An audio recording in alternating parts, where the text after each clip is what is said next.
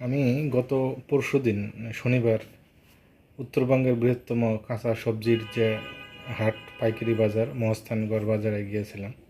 তো সেখানে একটা ফুলকপি বিক্রি হচ্ছে 5 টাকায়, মূলের কেজি 2 টাকা।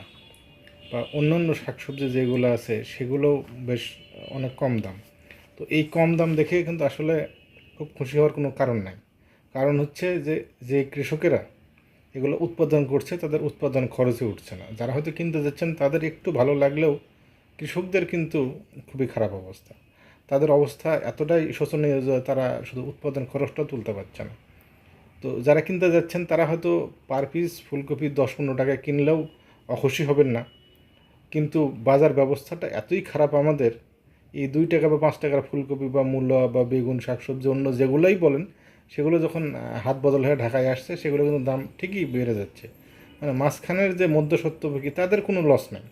ওই যে সেই গল্পটার মতো যে একজন কৃষক গরু বিক্রি না করে রাস্তায় ফেরত আসছে।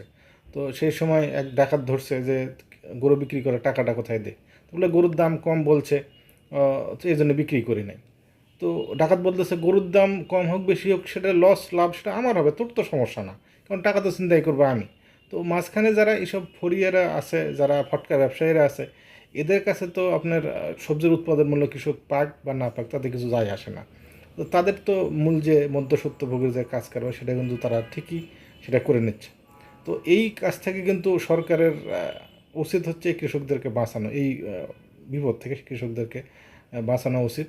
আমি মনে করি উত্তরবঙ্গে এই মুহূর্তে অন্তত যে 16টা জেলা আছে, 16টা জেলায় 16টা সবজি হিমাগার করা খুবই জরুরি।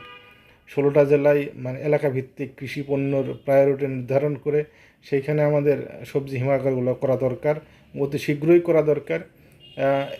অন্তত সেই ক্ষেত্রে একটা সাধারণ সমাধান হতে পারে যে কোল্ড স্টোরেজগুলো যেগুলো আমরা আলুর হিমাগার হিসেবে ব্যবহার করি সেগুলো কিন্তু জানুয়ারি থেকে বলা চলে মার্চ পর্যন্ত মোটামুটি ফাঁকা থাকে। এই সময়টা যে শীতকালীন সবজি হয় এই সময়টা কেন তাকে একটু মডিফিকেশন করে যেন আমরা সবজি হিমাগার হিসেবে ব্যবহার করতে পারি, সে বিষয়ে সরকারকে দ্রুত পদক্ষেপ নেওয়ার আহ্বান জানাচ্ছি, যাতে অন্তত কৃষক বাঁচে। একবার চিন্তা করে দেখেন, যদি একবার কৃষক এই আগ্রহ ছেড়ে দেয় তাহলে আপনি আমি টাকা নিয়ে বাজারে ঘুরবো কিন্তু কোনো খাদ্যদ্রব্য পাবেন না, তখন টাকা খেয়ে ব্যস্ত হবে, টাকা খেয়ে তো আর বাঁচতে পারবেন না। অতএব সময় থাকতে কৃষককে বাঁচান। এই কৃষককে বাঁচাতে না পারলে দেশ বাঁচবে না।